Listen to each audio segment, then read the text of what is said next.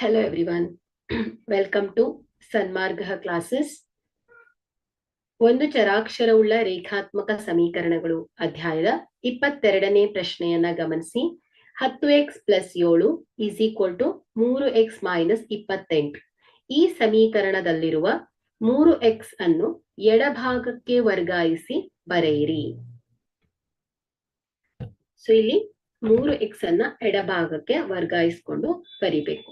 So ಕೇವಲ 3x ಅನ್ನ ಮಾತ್ರ ನಾವು ಎಡಭಾಗಕ್ಕೆ ವರ್ಗಾಯಿಸಬೇಕು. So 10x + 7 = 3x - 28. ಸೊ ಇಲ್ಲಿ 3x, ಸೊ ಇದು ಎಡಭಾಗಕ್ಕೆ ಬರಬೇಕು. ಓಕೆ, ಸೊ ಇಲ್ಲಿ ಪ್ಲಸ್ ಇರೋದೇನಾಗುತ್ತೆ, ಮೈನಸ್ ಆಗ್ಬಿಡತ್ತೆ. So 10x - 3x + 7 = -28.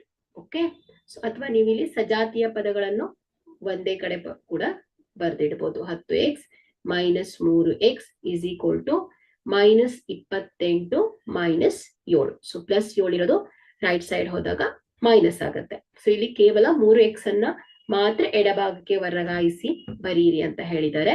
ಸೊ ಹಾಗಾಗಿ 10x - 3x + 7 = -28 ಆಗಿದೆ. Thank you.